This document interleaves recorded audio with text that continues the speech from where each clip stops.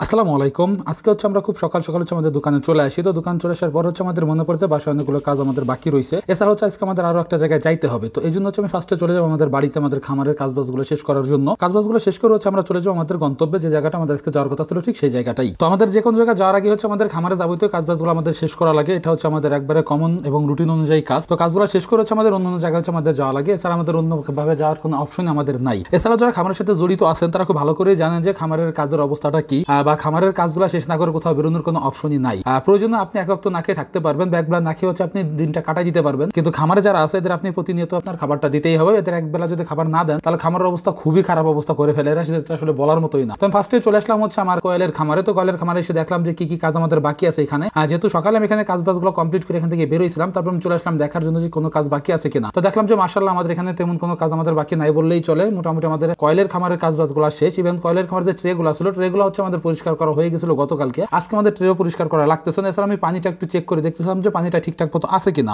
যেহেতু গরমের মৌসুম চলতেছে, এখন পানি না থাকলে খুব বড় একটা প্রবলেম হতে পারে খামারে। এই জন্য আমি পানিটা একটু চেক করে দেখে নিলাম। এছাড়া আমার অন্য খামারে যে কাজবাজগুলো ছিল সেগুলো আমি আগে শেষ করে রাখছিলাম, ওইখানে আমার কোনো কিছু চেক করার প্রয়োজন হয় নাই। এই জন্য আমরা বেরোই পড়লাম আমাদের গন্তব্যে যাওয়ার জন্য। আজকে যে জায়গাটা আমি যাচ্ছি সেটা মূলত আমরা একটা কম্পিউটার কেনার জন্য যাবো ফরিদপুরে। যেহেতু আমরা দীর্ঘদিন ধরে ইউটিউবে কাজবাজ করতেছি, আমাদের একটা কম্পিউটারের খুব প্রয়োজন ছিল এই মুহূর্তে। এই জন্য আমরা একটা কম্পিউটার কেনার জন্য ফরিদপুরের দিকে আমরা আজকে যাবো একটা কম্পিউটার নিয়ে আসার জন্য। এছাড়া আমাদের অন্যান্য কাজের জন্য কম্পিউটারের খুব প্রয়োজন ছিল। তো এই জন্য আমাদের একটা কম্পিউটার অবশ্যই দরকার। এই জন্য আমরা কম্পিউটারটা আনার জন্য আজকে যাচ্ছি। আর যেহেতু আমরা সময় পাই না, ম্যাক্সিমাম টাইম আমাদের খামারের কাজে ব্যস্ত থাকি, প্রচুর পরিমাণে ব্যস্ত থাকি। এই জন্য আমাদের যে কোনো জায়গায় যাওয়ার আগে আমাদের সময়টা বের করতে হয়। সময় বের করে আজকে আমরা চলে যাচ্ছি কম্পিউটারটা আনার জন্য। আর এছাড়া আমাদের খামারের যে কাজবাজগুলো আছে কাজবাজগুলোর ফাঁকে আমরা টুকটাকি অন্যান্য কাজবাজগুলো করি, খুব অল্প পরিসরে করতে পারি আমরা। এই জন্য আমাদের আসলে ওইভাবে আর পরবর্তীতে সময় হবে না। যা যা প্রয়োজন আগে ভাগে আমি গোছগাছ করে নেওয়ার চেষ্টা করতেছি। আমরা চলে আসলাম ফরিদপুরে। তো ফরিদপুরে আমাদের বাসা থেকে আসতে আরাউন্ড প্রায় আমাদের 1 ঘন্টার মতো সময় লাগছে বাইকে করে। তো এখানে আসার পরবর্তীতে আমি বাইকটাকে পার্কিং করে নেব। পার্কিং করে আমরা চলে যাবো আমাদের যে কাজে আসছি কম্পিউটারে কেনার জন্য। তো সেইখানে তো আমরা ফার্স্টে আগে ভাগে আমরা প্ল্যান করে আসছি আমরা একটা নতুন কম্পিউটার নেবো এখান থেকে।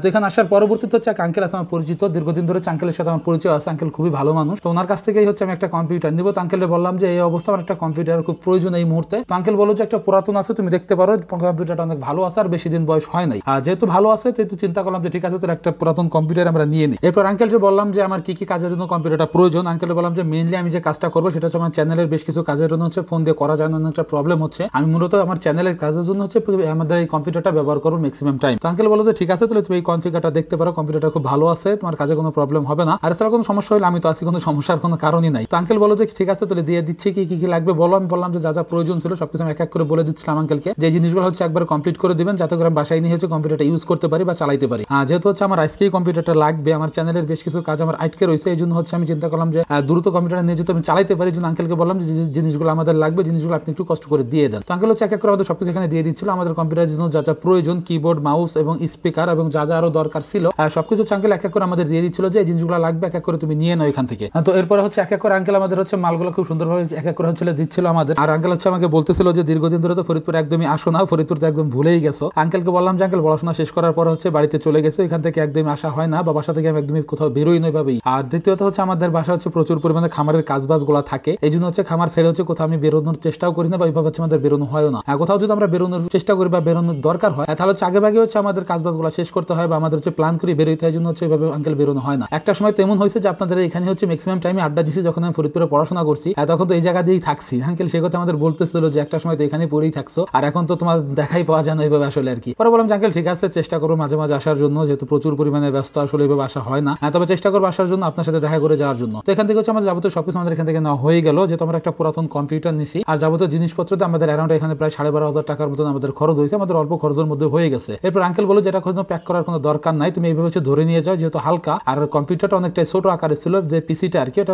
ছোট আকারে ছিল, কোনো প্রবলেম নাই। আর এর বাড়তি আমাদের যে জিনিসটা প্রয়োজন আমাদের মনিটরের প্রয়োজন ছিল। তো মনিটর আমাদের বাসায় আগে থেকেই আসছিল, এই জন্য আমাদের মনিটরটা আমাদের এখান থেকে কেনা লাগে নাই। তো এখান থেকে সবকিছু কেনাকাটা কমপ্লিট করে গোছগাছ করে বেরোনোর পরবর্তীতে আঙ্কেল আমাদের বলতেছিল যে আঙ্কেল তোমার খামারে যাবো একটু দেখার জন্য, কিভাবে খামারটা পরিচালনা করো বা কিভাবে খামারগুলো তুমি করতেছো। পর আঙ্কেলকে বললাম যে ঠিক আছে আঙ্কেল অবশ্যই আমাদের খামারে আসবেন, আপনাকে আমাদের খামারের জন্য আপনাকে আমি স্পেশাল ভাবে দাওয়াত করে গেলাম, অবশ্যই আমাকে ফোন দিয়ে আসবেন, একদিন আগে আমাদের জানাই আসবেন, তাহলে আমরা একটু ফ্রি থাকার চেষ্টা করবো। তো যাই হোক, আর খুব বেশি একটা কথা বাড়াবো না, আমাদের আজকের ভিডিও এ পর্যন্তই। আল্লাহ তাআলা যেন আমাদের খামার এবং কৃষিতে বরকত দান করেন। ধন্যবাদ সবাইকে। আসসালামু আলাইকুম।